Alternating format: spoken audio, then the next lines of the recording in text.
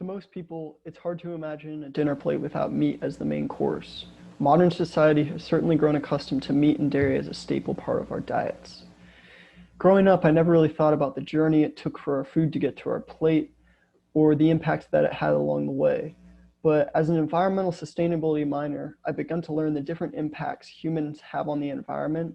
And I found that in addition to air and water pollution and fossil fuel emissions, agriculture, particularly animal agriculture, has become one of the greatest contributors to anthropogenic climate change.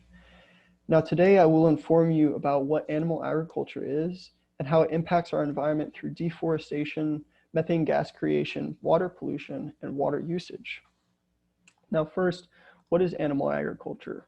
Well, seen through this image, it's the industrial process of raising animals as efficiently as possible to then be slaughtered for meat and dairy and fur for our consumption.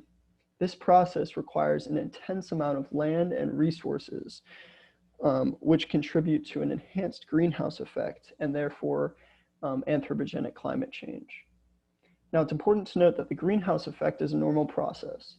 Essentially, greenhouse gases such as CO2 and water vapor are in the atmosphere and regulate the amount of solar radiation that comes in and out, regulating the Earth's surface temperatures and keeping us comfortable.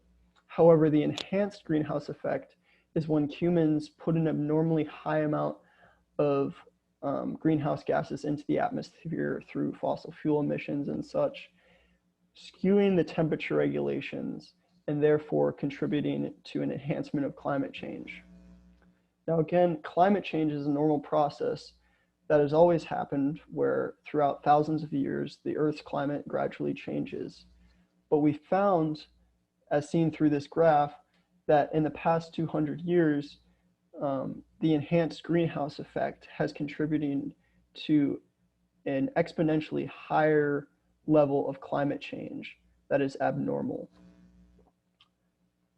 Now that we know a little bit about animal agriculture and climate change, we can begin to discuss the main aspects of animal agriculture that contribute to anthropogenic climate change.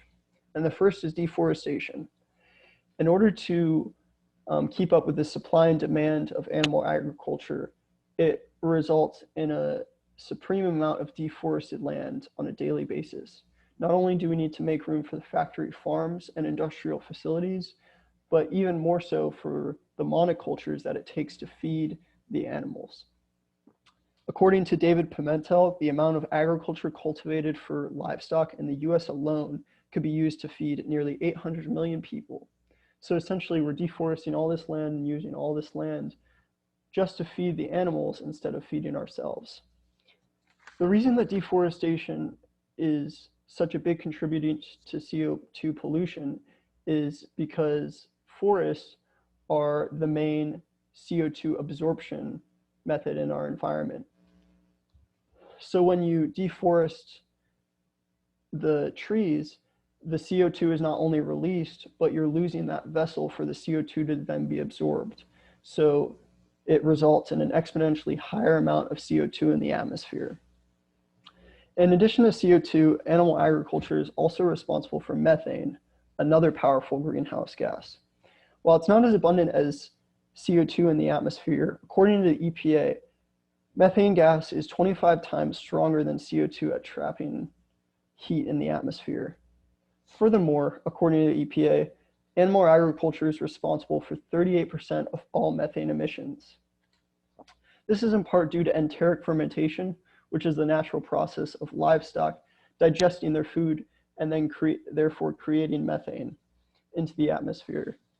And another process is storing the high levels of manure that are created from livestock.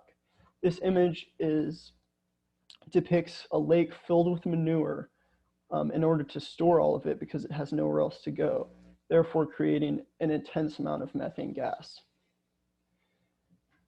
To all the manure that can't be stored in safe facilities, it's therefore leaked out into the watershed system, causing water pollution, in addition to the fertilizers and pesticides from the monocultures. Additionally, the fertilizers and manure contribute to eutrophication, where the nutrients from those two are sucked in by the algae in the water, causing algae blooms and sucking the CO2 and sunlight resources away from the rest of the ecosystem and choking them all out.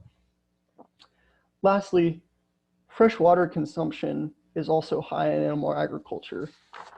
According to Gervans-Leans, overall, roughly 92% of all fresh water is used for agriculture, and roughly 29% of it is used for animal agriculture. This is due to the monocultures and being able to feed the animals water on a regular basis and using fresh water to keep the industrial facilities clean on a regular basis.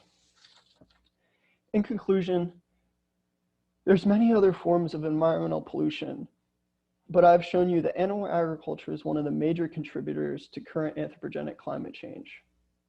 Due to its high demand in modern society, it requires an immense amount of deforestation, methane gas emissions, water pollution, and freshwater usage. While it's clear that animal agriculture has a profound impact on the environment, it's still a stable part of our society. It's part of our cultures, our traditions, and our general enjoyment.